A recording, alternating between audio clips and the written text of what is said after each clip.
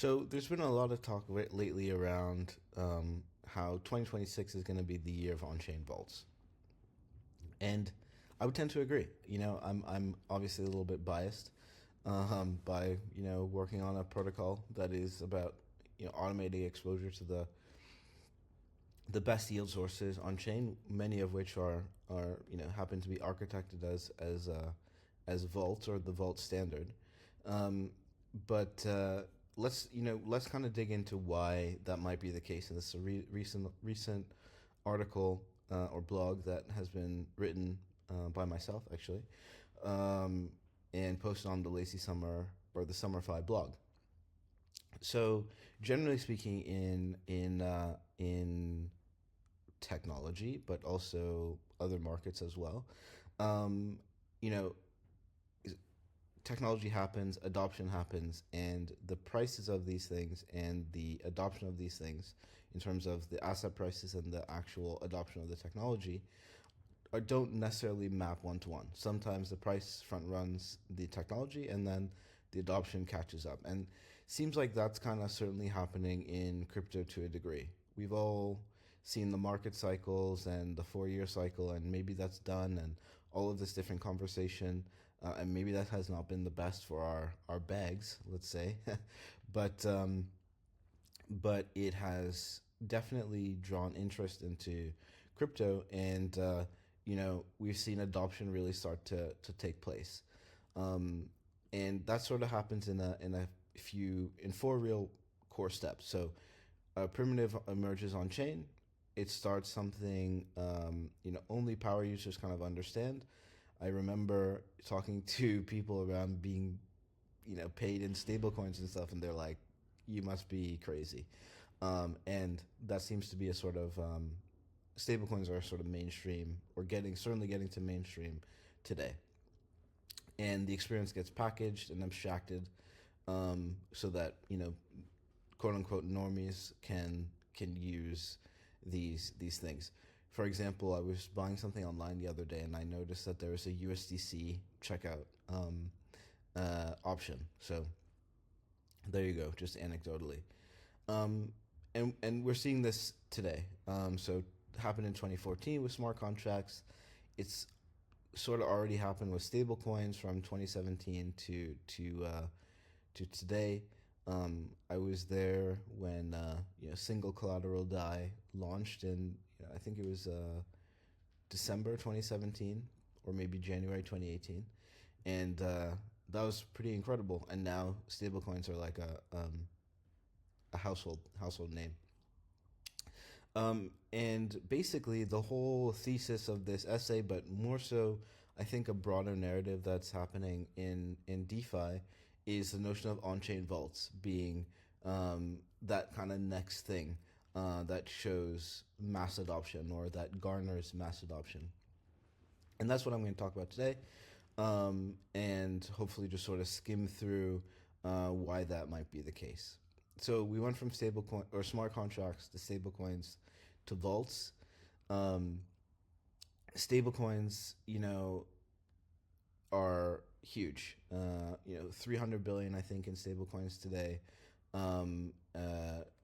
A lot of payments are used to with stablecoins today, globally, not necessarily in North America per se, but anecdotally, people using stablecoins in places like Argentina, for example, um, which is just incredible. And you've seen this with also regulation and yeah, a lot of regulatory clarity coming out of the United States, specifically with the new administration, which is great. So the wind is at our back, let's say, um, and that goes into sort of why vaults, why now, um, and that's pretty clear. I think that DeFi is really growing quickly. You see it versus centralized, like the sort of other centralized options. Um, People are doing things on chain. Even this notion of a sort of quote unquote DeFi mullet, where things are happening on the background in DeFi, and the usage on demand side is happening in CeFi or some other centralized front end, which is also great to see. A great example of that is Morpho and Coinbase and the sort of Bitcoin borrowing or wrap Bitcoin borrowing in this case. That's happening on Coinbase, but it's really happening in DeFi under the hood. And yeah, so a bunch of things around institutions and the institutional adoption and how much they're interested in DeFi. And the thing that was really holding them back before was regulatory clarity. And guess what? We're getting regulatory clarity. So that's really great. And that's awesome. But what really are vaults? And I won't go into detail here because it might be a little bit boring, but you can read it in depth if you want, which is a vault is basically like an on-chain fund, but it has a few key differences, which is it's non-custodial, meaning users actually own the stuff, own the assets in a smart contract, not the manager per se. It's programmable, so you can do all kind of interesting things in terms of like what you tell the vault to do or the rule set that you put in place. And it's composable. These are sort of the key DeFi things. Obviously, you can sort of mix and match it with other apps and other things, which is great. And the key thing is it's sort of all sort of transparent and verifiable, which is quite different than TradFi. That's obviously quite opaque and quite siloed. One last thing around the notion of why vaults is the right to exit, quote unquote, which is something I heard Tarun Chicha say, which is basically this notion of if designed properly, users, given the transparent rule set, users or depositors can always sort of opt out, block by block. Let's say it's there aren't these sort of arbitrary things and legal things that are wrapped up in depositing into a fund that might lock up your capital. Now, on-chain vaults really are, in our opinion, my opinion, Summer.fi's opinion, the maturation phase of DeFi. So there's been a lot of talk about institutions, the institutional grade notion of DeFi that's coming, institutions that are already here, they're already interested in all of this different stuff, and that has been going really well. There have been hiccups, for example, the stream incident and the all of that happened there, but the wind, so to speak, is still at our backs, and I think that this maturation phase is still coming to DeFi, or is still here within DeFi, and it's on-chain vaults that are really doing it. And yeah, this person from Bitwise has labeled this sort of ETFs 2.0. I think that's a great way to say it.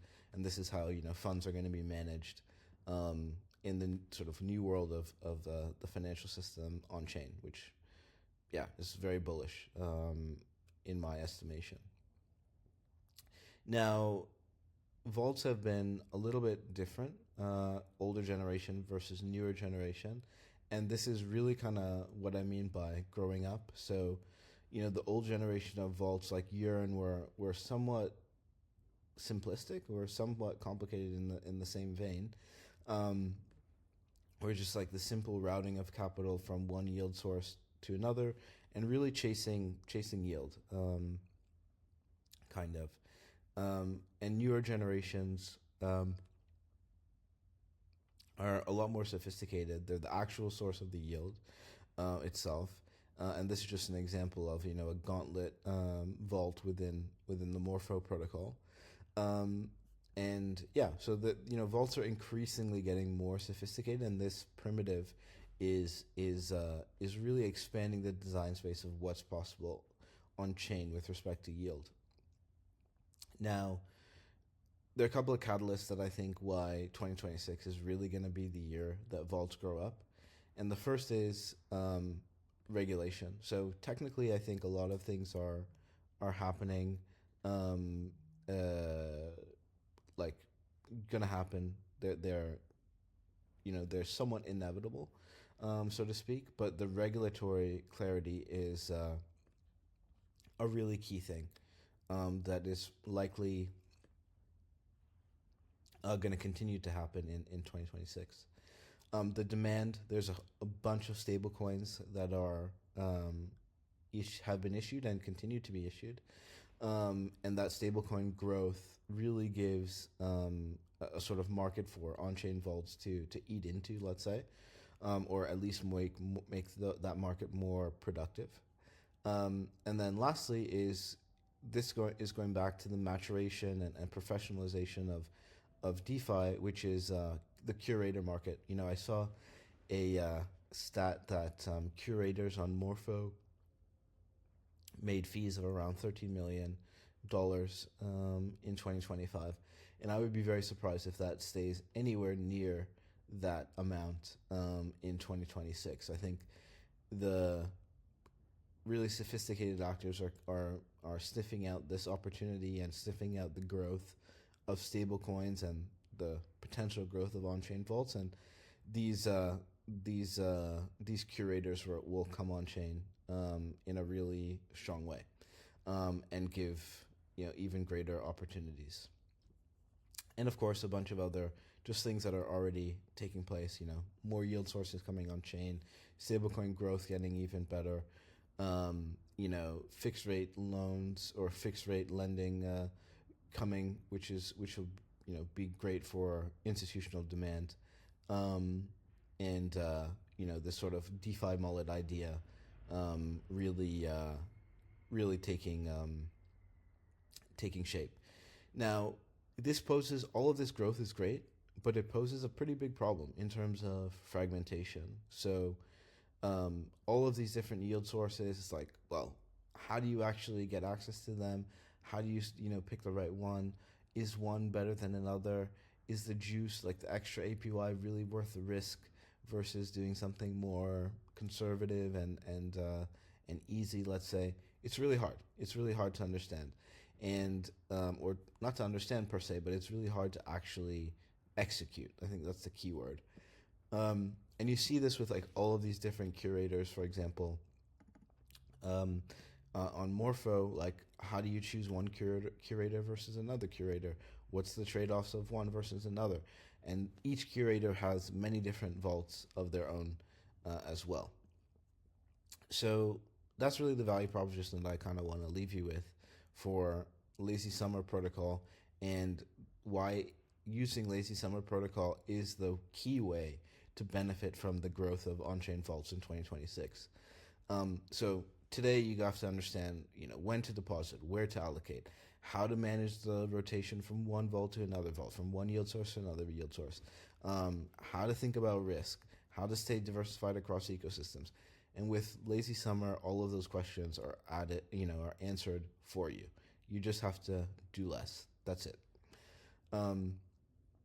And yeah, so that's more or less it. The promise of Lazy Summer is don't do anything, get access to the best stuff on, in DeFi, and get above benchmark yield, get embedded risk curation from Block Analytica, one of the best risk curators in DeFi, one of the oldest as well, and don't chase yield.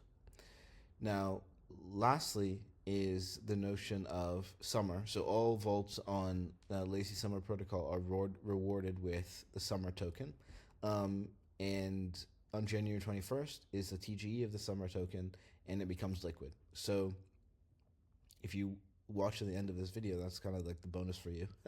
You can prepare yourself accordingly for that TGE, and we'll see you there on that date. And even beyond that date, remember that Lazy Summer is the protocol that you can do less and still get access to all the best that DeFi has to offer.